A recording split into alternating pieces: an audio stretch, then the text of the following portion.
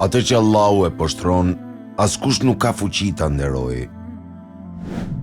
Përmes këtij rregulli kuranor, i cili tregon se çdo kush e merr atë që e meriton, besimtari mund ta kuptojë të kaluarën dhe të tashmen, pa marrë parasysh se a ka të bëjë me individ, grupe apo popull. Fjalët e Allahut janë: a nuk po sheh ti se me të vërtet Allahut i bëjnë sejdë ata që gjenden në qiell dhe ata që gjenden në tokë, edhe dielli, edhe hëna, edhe yjet, edhe malet, edhe drujt, edhe shtazët, dhe shumë nga njerëzit, por shumë njerëz meritojnë dënimin. E kënde poshtëron Allahu, askush nuk mund ta bëjë të nderuar. Allahu me të vërtet punon çka të dojë. Këto fjalë të Allahut përmbajnë mesazhin se nderi më i madh dhe më i rëndësishëm për njeriu është të besojë në Allah, Zotin e vetëm, dhe vetëm atij t'i bëjë ibadet me sejdë dhe me përulësi para Allahut, krijuesit, që furnizon edhe në dorën e të cilit janë lumturia dhe suksesi. Besimtari është besnik ndaj Allahut sepse i njeh të drejtat e tij, shpreson në mirësinë e Zotit dhe i friksohet ndëshkimit. Për më tepër nga ky ajet kuranor, do duhet të konkludojmë se poshtrimi më i madh dhe më i tmerrshëm për njeriu është mangja nga robërimi ndaj Allahut, Zotit të gjitha botëve, që është një i vetëm, dhe të konsiderojë dikë dhe diçka të barabartë me të. Me atë rast, materia siç janë për shembull malet, drujt dhe kafshët e paarsyeshme janë më të mira se ai, sepse ato bien në sejdë para Allahut të Madhërisëm, përveç të cilit askush nuk është i denjë të adhurohet. Kur bëhet fjalë për ajetin kuranor, të cilin po e shqyrtojmë, duhet të theksohet se Allahu i gjithdijshëm ka thënë: kënde poshtron Allahu, askush nuk mund ta bëjë të nderuar, dhe nuk ka thënë: kënde ndeshkon Allahu, askush nuk mund ta bëjë të nderuar. Allahu e di më së miri pse kjo është kështu, por vërejtja vijuese në lidhje me këtë duket të jetë jashtëzakonisht interesante. Poshtrimi për nga natyra e gjërave është shqetësim shtesë në dhimbjen e shkaktuar nga ndeshkimi. Prandaj edhe mund të ndodhë që një njeri i respektuar të ndeshkohet, por pa u poshtruar në të njëjtën kohë. Shirku duke i atribuar Allahut dikë apo diçka të barabartë është absolutisht forma më e madhe e poshtrimit, që njeriu mund t'i ekspozohet dhe që mund të shkaktojë. Kurse kryerja e mëkatit është formë tjetër e poshtrimit, e cila nuk është e padëmshme, edhe pse është më e vogël se kjo formë e parë e poshtrimit. Duke folur për pasojat negative të mëkatit edhe duke marrë parasysh kuptimin e rregullit kuranor për të cilin po flasim, Ibnul Qayyim el-Jawzi thotë: njëra nga negativitetet më të mëdha të mëkatit është edhe ajo se mëkati ka për pasojë që Allahu ta braktisë dhe poshtrojë njeriu, dhe atë askush nuk mund ta nderojë.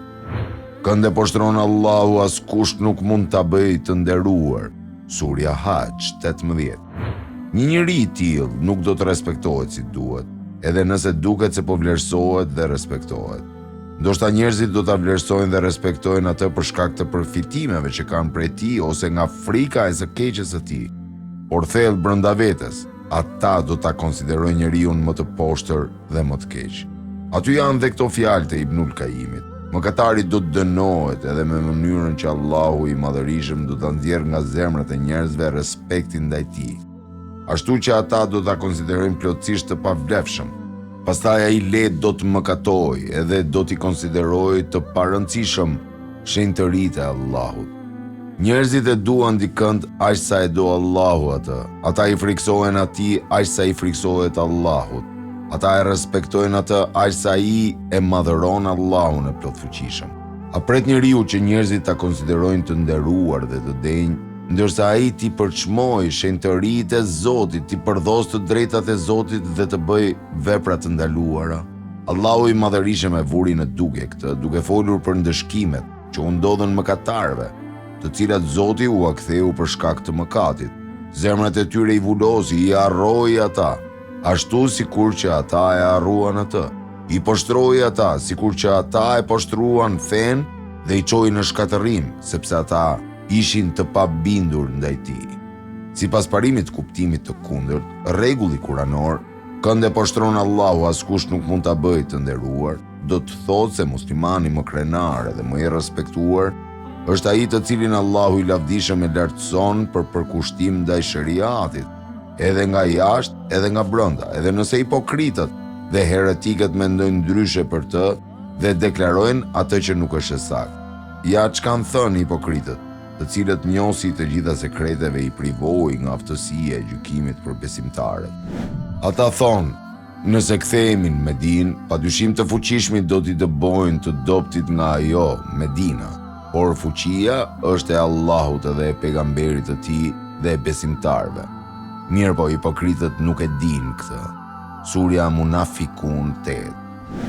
Do me thënë, hipokritët nuk e dinë se kujt i përkasin krenaria e vërtetë dhe fuqia e madhe. Këtë video mbi rregullin kuranor do ta përfundojmë me një thënie të mrekullueshme nga Sheikhul Islam Ibn Taymije. Nderi konsiston në atë që njeriu të këmbgul në rrugën e drejtë.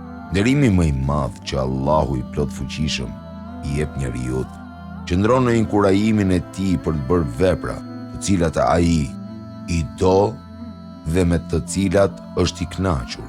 Domethënë, ta inkurajoj për ndjekjen e Kuranit edhe Sunnetit, për miqësim me besimtarët edhe për qëndrim armiqësor ndaj armiqve të fesë. Ja pra, këta janë evlijat, besimtarët besnik, dhe të dashurit e Zotit për të cilët Allahu i madhërisëm thotë. Ai me të vërtet për të dashurit e Allahut nuk ka frikë as pikëllim. Surja Yunus 62.